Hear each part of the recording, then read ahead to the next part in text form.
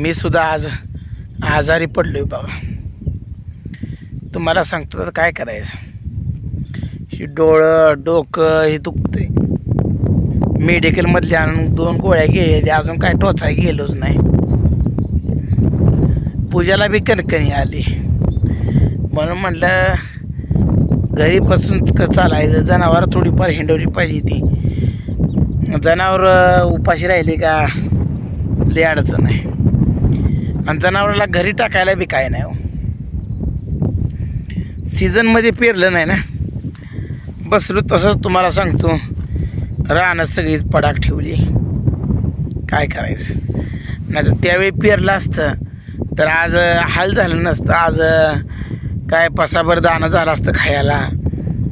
जनावराला मका झाली असती. पण काय करायचं आहे, त्यावेळी करून करू घे म्हणण्यात सगळा घोळ झाला. आता बोलून त्याच्यावर काय उपाय आहे.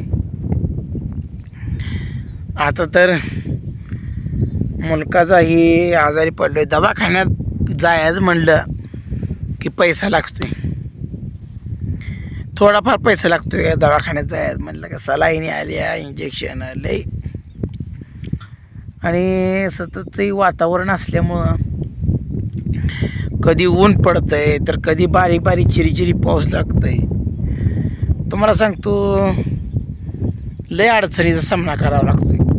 आणि तुम्हाला माहीत आहे, जर आपण म्हशी नाही हिंडवल्या तर म्हशी दूधच देत नाही. ह्यांना कसं आहे, टायमिंगला सोडलंच पाहिजे. टायमिंगला नाही सोडलं तर लय अवघड होऊन बसते. 2 टायमाला चंदी बी चारावं लागते. म्हणून काय करायचं. शेतकऱ्याची अवस्था ही शेतकऱ्यालाच माहीत असते. गरिबी काय असते हे त्या झोपडीतल्या माणसाला, गरिबीतल्या माणसालाच माहीत हो. खरंच गरिबी खूप वाईट असते. पण आपल्याला जगण्याचा मार्ग सांगते.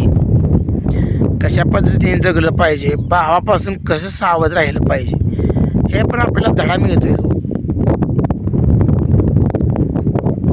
आता मी त्याला दूध खायला लिटरभर नाही म्हणत होतो, पण मी मसर राखतोय म्हणून त्याच्या बायकोनं काय केलं, दूध आम्हाला नको म्हणली.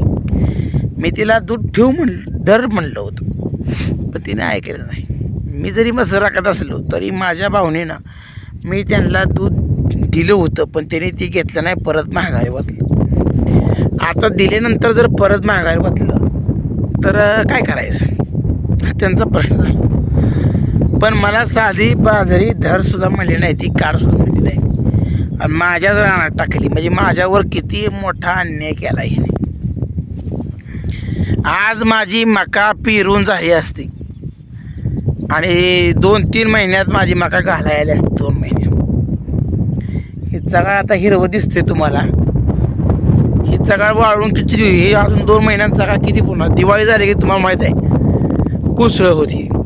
दिवाळीला आपल्या ह्या रानावरती कुसळ होतं. मग पुन्हा काय घालायचं हा मोठा प्रश्न आहे ना. ह्यांना काय वाटतंय, चगाळ मिळेना, वैरण मिळेना, काही मसरं मला वाटून त्याची. मी मसरं वाटून द्यायला झालेलं आहे तुम्हाला. पण तुम्ही माझा बी जरा गोष्टीचा 4 विचार करा. माझ्या गोष्टीचा कोणच विचार करत नाही. ही येड आहे म्हणते. ह्याच्या डोक्यावरती परिणाम झाला. आता माझ्या डोक्यावरती कशाचा परिणाम झाला आहे, माझ्या डोक्यावरती परिणाम झाला, येडा झाला आहे. तू तुझ्या भावाला दूध दिलं का. अहो मी दूध दिलं होतं, पण त्यांनी मला माघार दिलं. ह्याचं काय. तसं त्यांनी मला बाजरी खोड म्हणली सुद्धा नाही. ती निमी तुझी खोड निमी माझी. नाही नाही, ही प्रवृत्ती चांगली नाही. कारण का शेवटी भावच मदतीला धावून येतो. मदतीला कोण येतं धावून, भावच येतो. पण हा माझा भाव वेगळ्या बुद्धीचा आहे. हा पूर्ण बायकोच्या ऐकण्यातला झाला आहे. आणि बायको जशी सांगते तसं हा वागतोय. पण माझं तसं नाही. मी माझ्या निर्णयावरती ठाम असतो. मला जे हवा आहे ते कळत.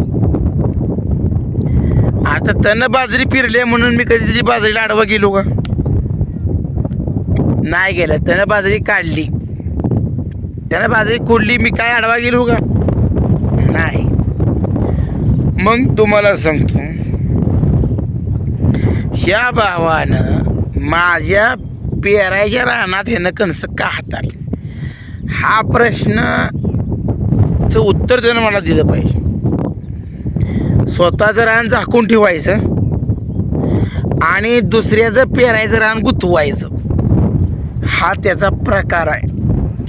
पण त्याला कुठं कळालंय, ह्या हनुमंत भाव पण वेगळा आहे, हा सुद्धा काय कमी नाही, हे त्याला कळायला पाहिजे होतं. तू माझ्या मार्गात किती जरी अडथळे निर्माण केले तर कसं आहे माहिती आहे का, मला सुद्धा पुढं मार्ग दिसत होतो. पण माझी एकच भावना आहे की दुसऱ्याने आपलं वाईट केलं म्हणून आपण त्याचं वाईट करायचं नाही. आपण नेहमी चांगल्या विचाराची संगत धरली पाहिजे. चांगला विचार हेच पुढं प्रगतीला पोषक असते. ह्याच्यामध्ये काय बाजरी खुडलीन, दुसरी पेरायला रानात टाकलीन, वाळवलीन, 15 फूट वापसा ढकलला, अशी माझी वृत्ती नाही. माझं कसं आहे, तू पण सन्मानानं जगायला खा, मी बी खातोय, तुझं बी सरळ करून घे, माझं बी सरळ करून घे, कशाला उगाच भांडत बसायचं, ही माझी भावना आहे. पण याला काय वाटतंय, भाव ग बसलाय तर बरं आपण ह्याचं नुकसान कराय. अरे माझं नुकसान करायला 56 जन्म घेणार आहे. तुला काय वाटतं रे? तू साधा माणूस नाही, तू कळ लावणारा माणूस आहे. आणि तुझी बायको तर लय कळ लावती, आगागीचा पाला. तुझी बायको म्हणजे आगागीचा पाला. भावाचे विचार चांगले, भाव जरी मला वाईट म्हणत असला किंवा का भाव चांगला आहे, माझ्या भावाचे विचार चांगले आहेत. पण काय झालं माहिती आहे का, त्या पुन्मामुळं ती त्याला काय सुचू देना. त्याच्यामध्ये खूप चांगले विचार आहेत, पण त्या चांगल्या विचारांचा उगम होईना. फक्त ह्याला कसं संकटात पाडायचं, ह्याचं काम कसं पेंडिंगला पाडायचं, ह्याला कसं अडवून धरायचं, ही तिच्या डोक्यात सारखं विचार खेळते. पण असं नाही. चांगलं सुसंगती सदा घडो, सुजन वाक्य कानी पडो. ढवळ्या शेजारी पोळा गेला, वाण नाही पण गुण आला, असं असते. त्यामुळं तुम्ही जर चांगले विचार ठेवले तर तुमची लेकरं बाळं चांगले विचार ठेवतील. 2-4 पोती बाजरी झाली म्हणून होईल म्हणून नाचू नको. अरे तुम्ही हाय बाजरी दिली तर मी मका खाईल एखाद आणून, ज्वारी खाईल, नाचणीची भाकरी खाईल. पण तुझ्यासारखा भाव आणि भावजं कुठं सुद्धा बघायला मिळालं नाही. लयांचे विचार वेगळे. पण असू द्या, एक दिवस मला सुद्धा चांगलं सुद्धा खायला मिळेल.